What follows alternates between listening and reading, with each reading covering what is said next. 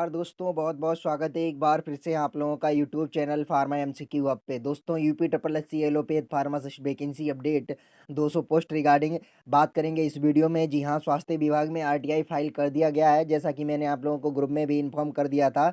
और स्वास्थ्य विभाग से भी एक महत्वपूर्ण जानकारी प्राप्त हुई है। कितने पदों का अधियाचन भेजा गया था, क्यों फंसा है आरक्षण संबंधी पेच, इन सारे सवालों के जवाब आप लोगों को इस वीडियो में मिलने वाले हैं। तो चलिए फ्रेंड्स, बिना किसी देरी के वीडियो को स्टार्ट करेंगे। दोस्तों, वीडियो शुरू करने से पहले अगर आप लोग चैनल पे अब तक पहली बार विजिट कर रहे हो, सब्सक्राइब नहीं किया है, तो भाई सब्सक्राइब करके बेल नोटिफिकेशन को ऑन कर लीजिए, जिससे आने वाली हर एक अपडेट सबसे पहले आप लोगों को मिल सके। और दोस्तों जो है, यूपी ट्रिपल एस सी के किसी भी एग्जाम की तैयारी कर रहे हो, आप चैनल को फॉलो कर सकते हैं, क्योंकि यहाँ पर आपको सारी जानकारी मिल जाती है।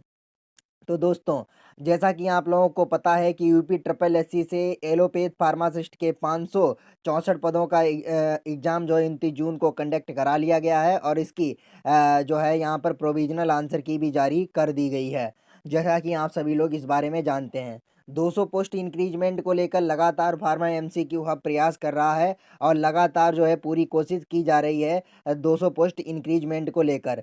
क्योंकि जब मैंने आरटीआई लगाया था फ्रेंड, आप लोगों को पता होगा कि उसमें जो है 1100 पद रिक्त बताए गए थे टोटल उत्तर प्रदेश में एलोपैथ फार्मासिस्ट के, जिसमें मात्र 564 पदों पर ही ये वैकेंसी आई है। कितनी? 564 पदों पर। तो लगभग लगभग अगर बात की जाए तो यहाँ पर 500 प्लस पोस्ट अभी और खाली हैं। तो जो 200 पोस्ट के रिजर्वेशन संबंधी मामला है, वो क्यों फंसा हुआ है? तो देखिए, स्वास्थ्य विभाग से मिली जानकारी के अनुसार कि यहाँ पर जो है मैंने आरटीआई दायर कर दिया है। ठीक है, आरटीआई का प्रूफ मैंने ग्रुप में शेयर किया था, अभी मैं आप लोगों को वीडियो में भी दिखा दूंगा कि आरटीआई फाइल कर दिया गया है। कि जो है स्वास्थ्य विभाग ने यूपी ट्रिपल एससी यानी कि उत्तर प्रदेश अधीनस्थ सेवा चयन आयोग को कितने पदों का अधियाचन भेजा था।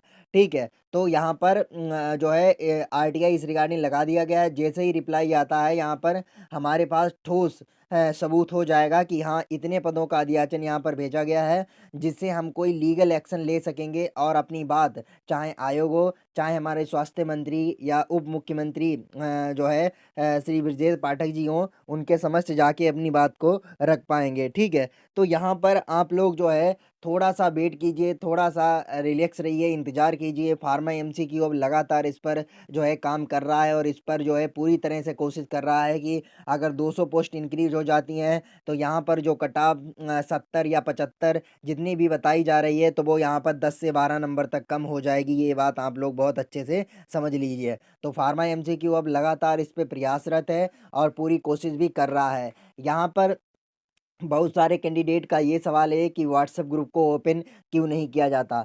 आप लोग खुद समझदार हैं, ये बताइए, इतना बड़ा ग्रुप है और यहाँ पर उसे पब्लिकली ओपन कैसे कर सकते हैं? वहाँ पर आप लोगों को जानकारी देने के लिए ही सारी चीज़ें आप लोगों को ऐड किया गया है कि हम लोगों को कैसे क्या करना है। तो यहाँ पर आप लोग की ये सवाल था कि वहाँ पर लीगल एक्शन क्यों नहीं लिया जा रहा है, क्यों केवल जो है ग्रुप में जोड़कर शांत बैठा जा रहा है? भाई, शांत केवल आप लोग बैठे हैं। फार्मा एमसीक्यू अब लगातार अपना काम कर रहा है। कल स्वास्थ्य विभाग से मिली जानकारी के अनुसार यहाँ पर जो है कितने पद मैंने आप लोगों को बताए थे, उतने ही पद यहाँ पर बताए गए हैं, और लगभग लगभग 500 पद यहाँ जो है खाली हैं। तो क्या अधियाचन यहाँ पर भेजा गया था या नहीं, तो इस संबंधी उन्होंने जानकारी नहीं दी है। ठीक है, तो उन्होंने जानकारी दी भी है या नहीं भी दी है, लेकिन फ्रेंड अगर मैं बात करूँ यहाँ पर, जब तक हमारे पास कोई ऑफिशियली चीज़ नहीं होगी, तो तब तक यहाँ पर मैं या आप कैसे किसी को यकीन दिला पाएँगे कि ऐसा हो रहा है? तो इसीलिए फार्मा एमसीक्यू हब ने आरटीआई को फ़ाइल कर दिया है। ठीक है? आरटीआई का जैसे ही रिप्लाई आता है, हमारे पास ठोस सबूत हो जाएगा, और जिससे हम चाहें आयोग जा सकते हैं, और चाहें तो यहाँ पर स्वास्थ्य मंत्री श्री ब्रजेश पाठक जी से मिल सकते हैं और अपनी जो है बात को रख सकते हैं, और वो हमारी बात मानने के लिए बिल्कुल भी यहाँ पर मना नहीं करेंगे, मुझे पूरा यकीन है इस बात का।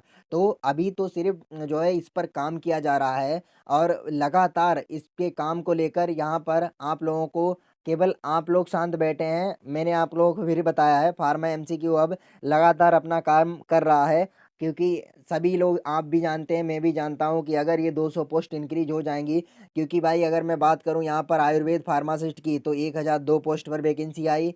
वेटनरी फार्मासिस्ट की वैकेंसी बहुत जल्द आने वाली है, लगभग लगभग 1000 प्लस पोस्ट पर ये भर्ती रहेगी। तो अगर उत्तर प्रदेश की एलोपैथ फार्मासिस्ट की 1100 वैकेंसी खाली हैं, तो यहाँ पर अगर 1000 प्लस पोस्ट पर ये भर्ती आती तो यहाँ पर कितना अच्छा रहता सभी कैंडिडेट के लिए। तो यहाँ पर शुरुआत में प्रयास नहीं किया गया था, उसका नतीजा ये है, पेपर भी बहुत इजी बनाया गया था। वही पेपर जो है यहाँ पर 60 नंबर लाने वाले बच्चे भी यहाँ पर सेफ नहीं समझ रहे हैं अपने आप को। और अगर मैं बात करूँ होम्योपैथ 397 में, तो यहाँ पर मात्र 48 पॉइंट कुछ नंबर पे एक बार का सिलेक्शन हो गया है, जबकि ओबीसी एसटी एससी की कटाव काफ़ी कम गई है। तो भाई पेपर का लेवल भी डिसाइड करता है कि कटाव क्या रहेगी, मैंने ये आप लोगों को बहुत पहले ही बताया था। अब यहाँ पर ड्रग एनालिस्ट में की बात करूँ, बी फार्मा क्वालिफिकेशन थी, वहाँ पर केवल 40 नंबर ही कट ऑफ गई है, फाइनल कट ऑफ यूआर की, और बाकी कट ऑफ काफ़ी कम गई है, ये चीज़ आप लोग जानते हैं। तो यहाँ पर ऐसा होता है फ्रेंड कि यहाँ पर आप लोगों को परेशान होने की ज़रूरत बिल्कुल नहीं है। पेपर इजी आया है, बिल्कुल मानता हूँ, आप लोग भी मानते हैं, सभी मानते हैं इस बात को। लेकिन फ्रेंड स्पेशल क्वालिफिकेशन की कट ऑफ जिस तरीके से बढ़ रही है, तो कट ऑफ का आइडिया लगाना यहाँ पर बहुत मुश्किल है। क्योंकि यहाँ पर मैं आप लोगों को बता दूं, अभी एक्स-रे टेक्नीशियन का रिजल्ट आया था, जो कि मैंने ग्रुप में इन्फॉर्म भी किया था। 2024 में ये एग्ज़ाम हुआ था, ठीक है फ्रेंड, और अब फाइनल रिजल्ट आया है 26 में। तो यहाँ पर जो फाइनल कट ऑफ गई है उसके रिगार्डिंग भी मैंने आप लोगों को ग्रुप में बता दिया था। 57.25 नंबर यूआर की कट ऑफ गई है यहाँ पर, 57.25 नंबर स्पेशल क्वालिफिकेशन की वैकेंसी में। तो ये चीज़ें हैं, जब पेपर इजी आता है, बल्कि ये पेपर का लेवल सही था, इजी नहीं था। तो यहाँ पर यानी कि बच्चे पढ़ने वाले हैं, तो कट ऑफ का भाई आइडिया लगाना बहुत ज़्यादा मुश्किल है।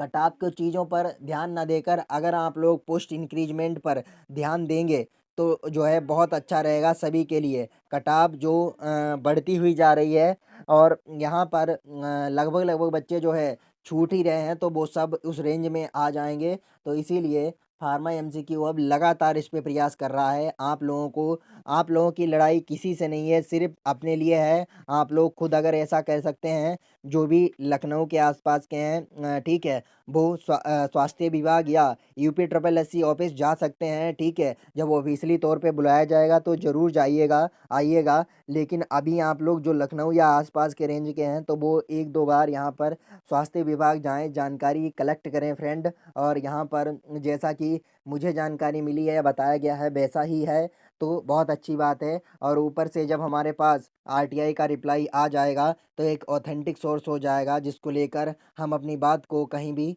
रख पाएँगे और हमारी बात सुनी भी जाएगी। ठीक है? तो जो भी कैंडिडेट लखनऊ के आसपास के हैं, भाई लखनऊ के हैं, तो भाई ज़रूर चले जाइए। ये किसी एक की लड़ाई नहीं है, सबकी लड़ाई है, सभी के लिए है।